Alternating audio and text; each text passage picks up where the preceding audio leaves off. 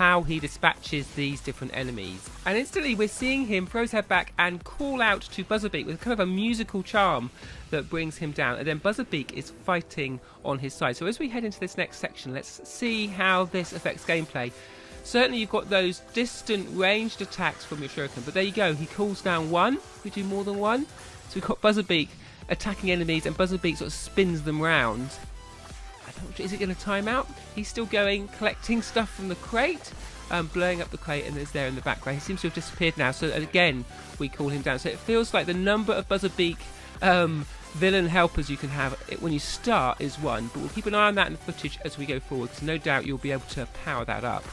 You can see a lot of fire in the arena here as well, and that's from his roundhouse kick that kind of lights the floor in front of him, and again causes additional damage and kind of acts a little bit like a shield against enemies getting too close. So certainly good for a ranged character like Tae Kwon.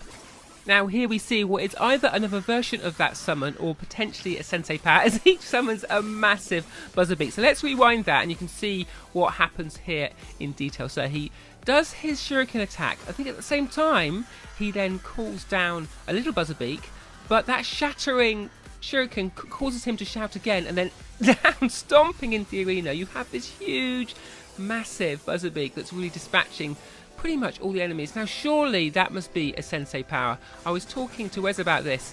He's not sure because this seems to last a long time, and it certainly is carrying on here, whereas previous sensei powers for the other senseis, that's a quick attack that does devastating damage but doesn't last. So there you go, Buzzerbeak's off, and we head on through the rest of this level. We've seen quite a few new levels now, but in quite various different ways. So what I need to do, I think, is trying to string them together and work out which level, which enemies go with which. Of course, this is into the gong battle. We saw this previously with Barbella, and Tae Kwon is making light work of the enemies here as well. You can see the little red jewels getting filled up, and one last one, and there you go. That's him finished, and he's completed that gong challenge and gets his just reward. But let's take a pause from the action just for a minute, just to have a look at the figure. So of course he has that shuriken star on the base, indicating that he is a ninja class sensei master.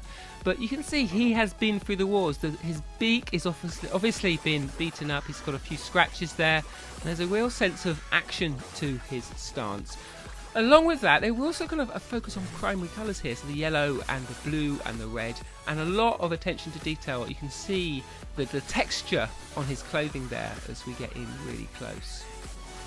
So back on with some gameplay and this fire and ice level. Now I'd not seen this bit before, where the Skylander here is directing an ice cannon in front of him, and it seems like we need to trigger those different points of blocks. You see, as we're firing the ice into that fire, it's putting it out, and then they're moving out and in. So it's kind of like an ice cannon puzzle, which obviously is entirely appropriate for a fire and ice level, but a really nice touch there, and certainly opening up different sorts of gameplay. And talking of new, these enemies here I've not seen before, so let's get this rewound and have a closer look at them. So we'll back up the footage here, and you can see them falling down in kind of like circular ball form and then popping out their wings. It's really cool. I like the way they sort of come to life. Tae Kwon is kind of making short work of them, so it's a little bit hard to see, but let's play that again. So watch closely here. 1, 2, 3, and then the guy at the back popping out his wings, making an attack, and I guess potentially could fly. Are they blades? But certainly not an enemy I'd seen before. So let's press on with some more of this Taekwondo footage and through the levels. Now again, we've seen this before, but let's have a look at how we dispatch these enemies. Again, these are tricky because they have this ranged attack, of sort of ball of light that gets flung against you. And you can use sort of environmental hazards as well. We've got our little helper trotting along beside us, keeping them at bay. So that's quite a nice tactic for Tae Kwon.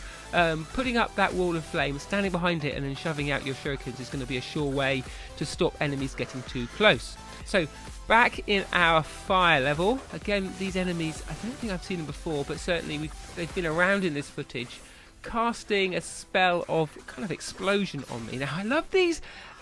They're like sort of chemical beakers with tentacles that have come out. Let's rewind that and get a close look at them. As we back up, they don't seem to do a whole load of damage, but in terms of character design, look, it's an eye in a chemical flask with tentacles going out the bottom, charging towards Tae Kwon Crow, who's basically wiping them up. And so more of these purple enemies dropping from the sky. They look like they've got wings, but then they're not flying, so potentially they are weapons rather than wings. And again, across our chain-linked chain on into this next level. Now, none of the characters playing this have gone over for that Imaginite chest. I'd like to know what's in there, and we're pressing on.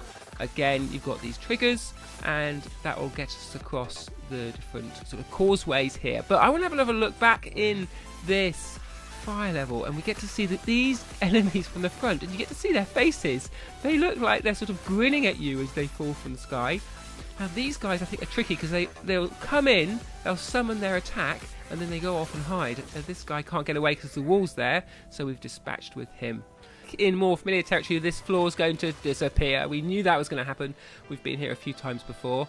We've got our bomb attack enemies. We've got our Norse Viking axemen. Again, we'd love to know what they're called. If you've got any ideas or maybe some guesses of your own, you can tell us there. We're going up the lift to the top level here. Going to collect all the gold and move across. And rounding off our look at Tae Kwon Crow, back with in more upgraded form. You can see he's got multiple shurikens now.